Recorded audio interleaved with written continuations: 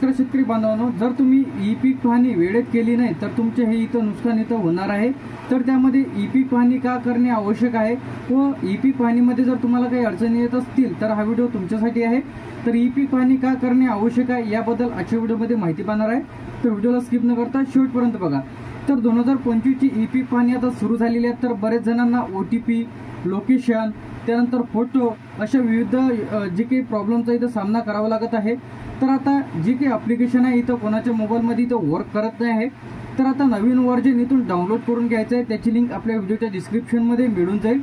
4 version इथं आलेलं आहे, 4.0.0 जे की नवीन एक व्हर्जन ई पीक पाहणीमध्ये बदल करण्यात आलेला आहे। तर आता जर तुम्ही ई पीक पाहणी केलेली नाही तर तुम्हाला शेतीमध्ये जे काही अनुदान मिळते ते तुम्हाला अनुदान इथं मिळणार नाही। तर त्यामध्ये भरपाई असेल, पीक विमा असेल, अशा विविध योजनेचा लाभ कोणताच इथं मिळणार नाही।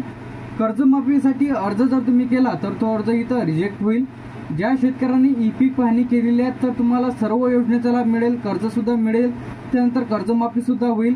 जी काही विविध योजना आहे ते तुम्हाला सर्व योजनेचा लाभ मिळेल।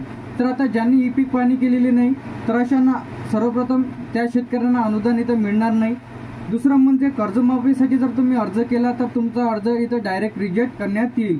त्यानंतर नुकसान भरपाई, त्यामध्ये पावसाळ्यामध्ये गारपीट, चक्रीवादळ व इत्यादी जे की भरपाईचे एकही रुपया तुम्हाला इथं मिळणार नाही। सरकारी योजनेचा लाभ तुम्हाला इथं मिळणार नाही। त्यामध्ये बियाणे असेल, ट्रॅक्टर असेल, रोटर असेल, महाडीबीटी वरती जे काही विविध योजना राबवल्या जातात तर त्या योजनेचा लाभ तुम्हाला इथं दिला जाणार नाही। बँकेकडून पीक कर्ज अर्ज जर घ्यायचं असेल, तुम्हाला पीक कर्ज जर घ्यायचं असेल तर त्यामध्ये तुम्हाला अडचण येतील। पीक कर्ज सुद्धा तुम्हाला इथं घेता येणार नाही। शेतकरी किसान क्रेडिट कार्ड यामध्ये तुम्हाला कोणत्याही योजनेचा लाभ इथं दिला जाणार नाही। तर सर्व शेतकरी बांधवांनी आता ई पीक पाहणी इथं करून घ्यायची आहे।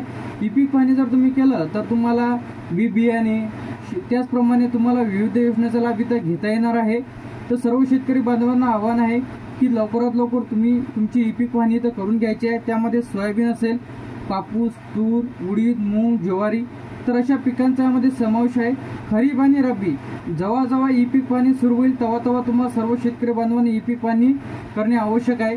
तर जमीन खरेदी विक्रीसाठी, त्याचप्रमाणे तुमच्या जे काही शेतामध्ये उत्पन्न निघते ती विक्रीसाठी तुम्हाला इथं अडचण येऊ शकते, म्हणजे अडचण येणारच आहे। तर त्यासाठी तुम्हाला ई पीक पाहणी करणे इथं आवश्यक आहे। जर तुम्हाला पीक विमा, भरपाई अशा योजनेचा जर लाभ पाहिजे असेल तर तुम्हाला ई पीक पाहणी करणे इथं बंधनकारक आहे। तर सर्व शेतकरी बांधवांनी ई पीक पाहणी इथं करून घ्या। तर तुम्हाला सबसिडी जर पाहिजे असेल विविध योजनेबद्दल तर यावरती डिटेलमध्ये व्हिडिओ आपल्या चॅनलला अपलोड केलेला आहे, तर लगेच तुम्ही ई पीक पाहणी करून घ्या। थँक्यू।